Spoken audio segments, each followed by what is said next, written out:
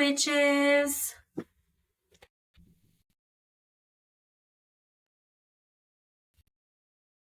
Yeah.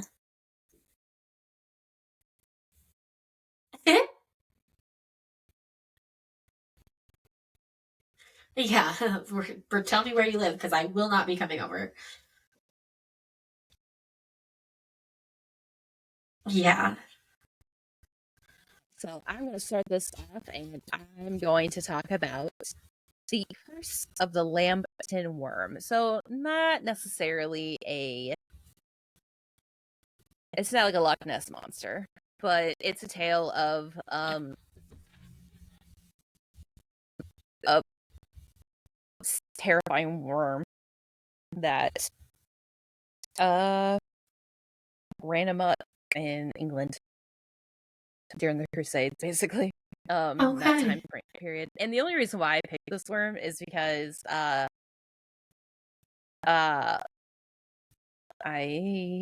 just linked her name. I was gonna say Rebecca Yarros, and it's definitely not her.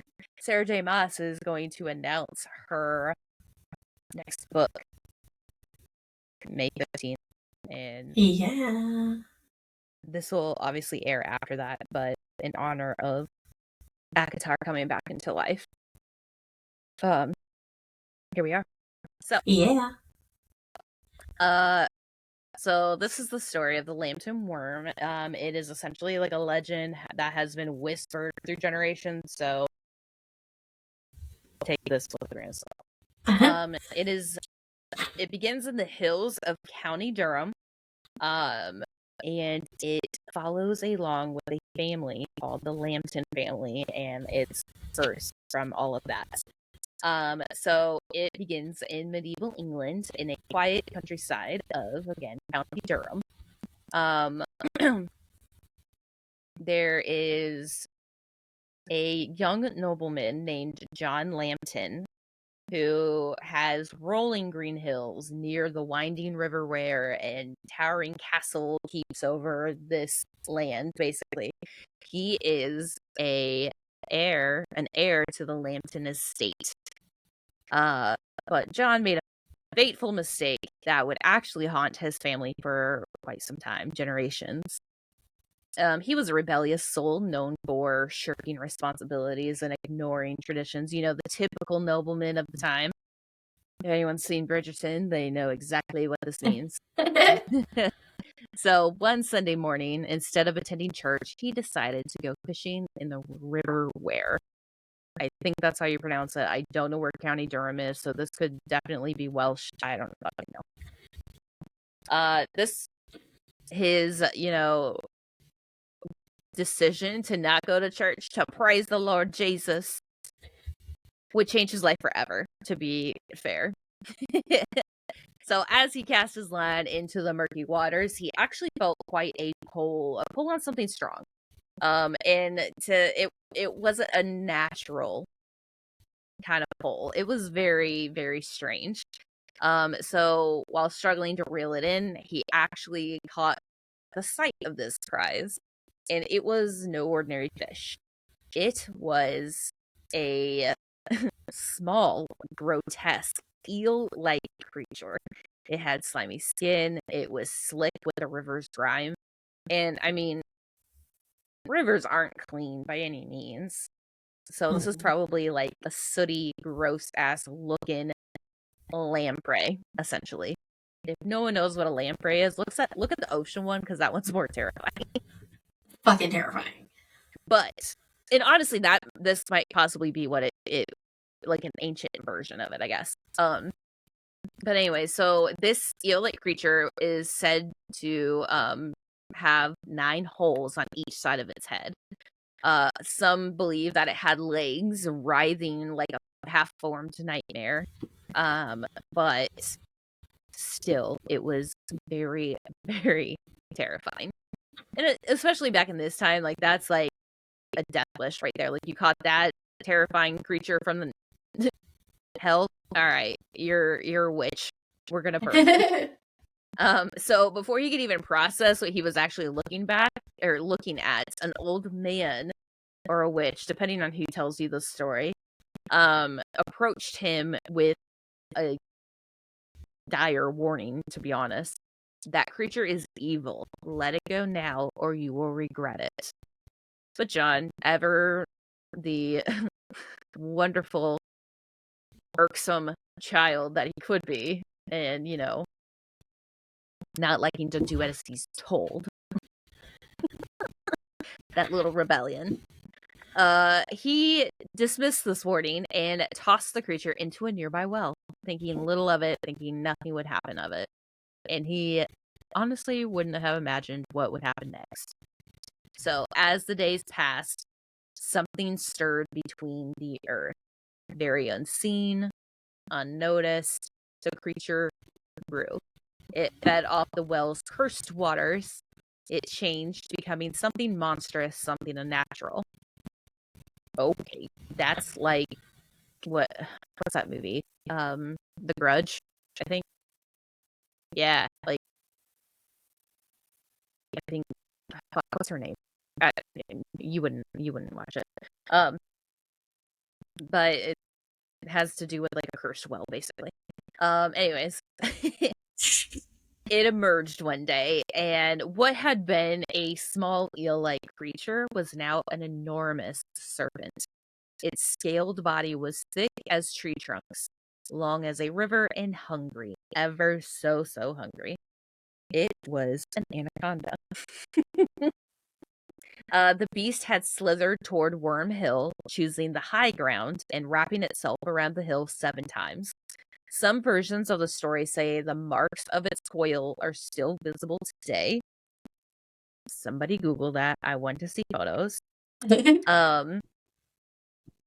But this is kind of where the story really comes from. Like, this is where the terror truly began.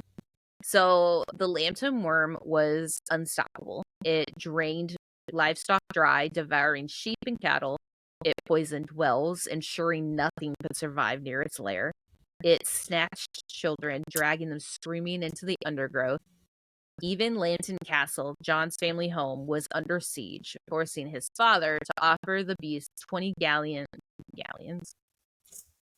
20 gallons. I almost did it again. God damn it. 20 gallons of milk daily just to keep it satisfied.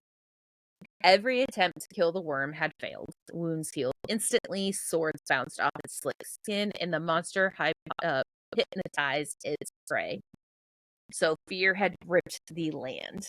Man, that's terrifying. Can you just imagine, like, oh, look, this is so nice and green. And then you look over and it's like, that looks like terrifying. And then it's just a serpent, like, wrapping around, like, dealing. Oh, it's like a Sleeping Beauty when you're about to step like, over into, like, Maleficent's area.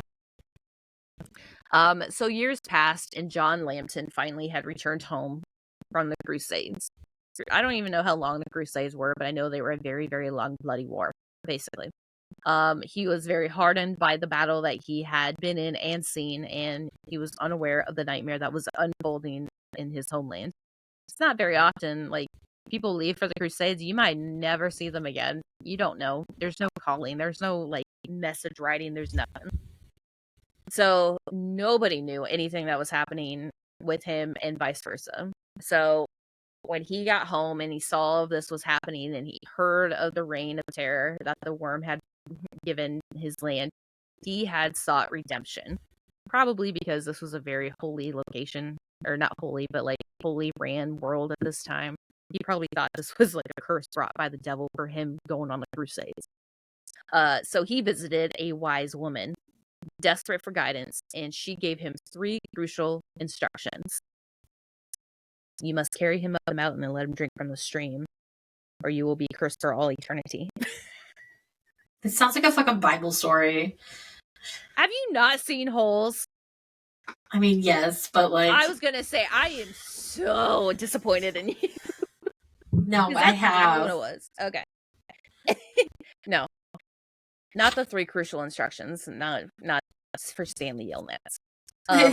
So he had to forge spiked armor. Basically because the worm would coil around him and the spikes would tear it apart. He had to battle it in the River Ware, where he first caught it, to break its power. And most importantly, he must kill the first living thing he sees after the battle, or his family would be cursed for 9 generations. And that would be pretty quick back in this time. They die real early. Don't worry. We'll be fine in about 10 years. So John prepared for battle. He stepped into the river as the monstrous worm lurched forward, its massive form twisting the water into chaos.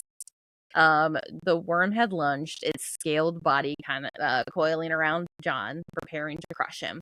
But because John had listened to the first part of his crucial instructions, he was ready.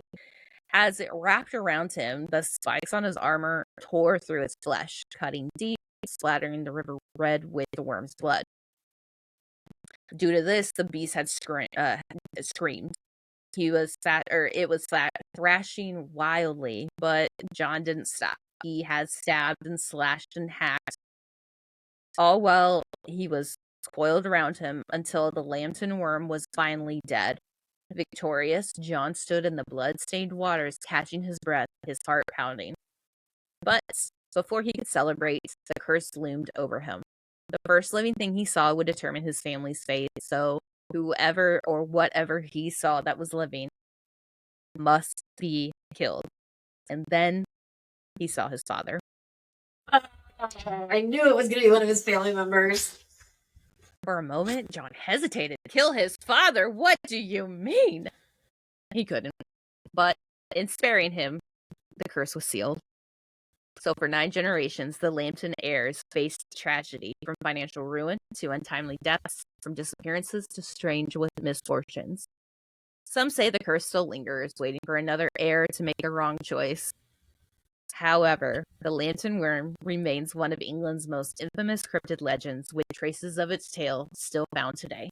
Some believe that Worm Hill still bears the scars of its monstrous coils. Others say the Penshaw Monument marks the beast's final resting place. And then there's the question, was it truly just a myth, or did it actually happen? Across the world, legends of serpent-like beasts terrorizing villages appear in countless cultures. So, from the Laidley Worm of Spindleston Heugh to St. George and the Dragon. Oh, I know that one. So, I leave you with this. Did he fight a mere legend, or did he truly lurk in the depths of the river? Where only you can go and find out. So go swim in the river where, and if something coils around you, good luck. You gonna Absolutely need it. fucking not. You gonna need it. Absolutely not. You'll have fun and dive in the strange and unexplained. All right. Well, that was fun. Yeah, it was. Follow up with that one. So we're going to talk about the Enfield Horror cryptid. So this is not a super well-known cryptid, but it had its chaotic moment in 1973. LSD. Right. We're in the small town of Enfield, Illinois. It's April 25th, 1973. It's a rural town. It's quiet. It's an ordinary day. And then the night falls. I'm picturing Beauty and the Beast, just Belle running through the thing. Little town. Exactly. It's a quiet village. It's like the one before. Sorry. But that night, I've had a day. Go ahead. Something crazy happens. There's a little boy, and his name is Greg Garrett, which is really funny. A little boy, always. It's true. It's really funny because I actually have a cousin named Greg Garriott, and he definitely would have been alive in the 70s, but I don't think he lived in Illinois. So we'll just, he would have been not that young in the 70s probably. But anyway. Just reach out and be like, hey, do you remember this? Right. Was this you? He was attacked by a creature, allegedly, but he was attacked by a creature. It was not just any creature. It wasn't like a dog or a bobcat or like something you would expect to see in Illinois. No, It had 3 legs, short, stubby arms, clawed hands, and glowing red eyes. It slashed at him with its claws, and then it bounded away in long, impossible leaps. A few minutes later, there's another man in town. His name is Henry McDaniel, and he hears scratching at his front door. He opens the front door, and he sees a 3-legged creature with short arms like a T-Rex, huge glowing pink eyes, and grayish skin, and it hissed at him. He slammed the door in its face, grabbed his pistol, and when he looked outside again, it was leaping away like something from another planet. So what is the Enfield Horror? Over the next few days, more sightings pour in. The police are called because what do people do in small towns when they see something weird? They call the police. What the fuck are the police gonna do? I don't know. Call the police, they call the church. Yeah, they call the police. The police are investigating. Monster hunters come out of the woodwork. Look, like, you know, they're coming because this is on the news, right? So they're coming. It's like their cousin Bobby from like three streets over. Right, like crazy stuff is happening. There's like a neighborhood watch formed. They're patrolling the streets with guns. It gets a little manic. There's a cryptozoologist, Lauren Coleman, even shows up because she has heard about this. But things get strange. So as she is investigating, witnesses insist that the creature hopped, not walked. So it hops on its 3 legs. It leaves dog-like tracks with 3 toe pads, and nobody knows where it came from. How big is it? In my head, I'm imagining like a jackalope. Like it's like a large rabbit. Maybe a wallaby size. I don't know. Okay. But in fact, speaking of wallabies, skeptics are trying to explain this creature away. Some say it is an escaped kangaroo. There were no zoos or circuses nearby that had any missing animals, though. Other people suggested that maybe it was some type of deformed wild animal, or just mass hysteria. Yeah. But the locals that saw this were like, nah, that something crazy is happening. This is not a real animal. It's nuts. So let's talk about the theories. I got at least 3 theories. 1, alien. Its sudden appearance, its bizarre features, the way that it also disappeared really quickly.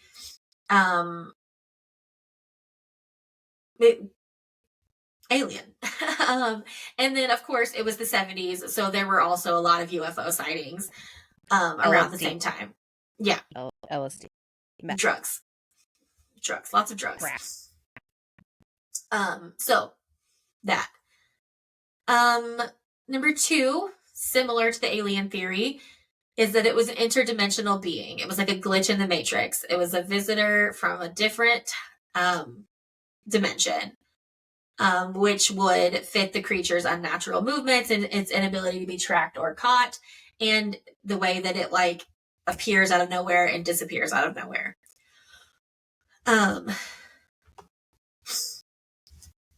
3, thought form.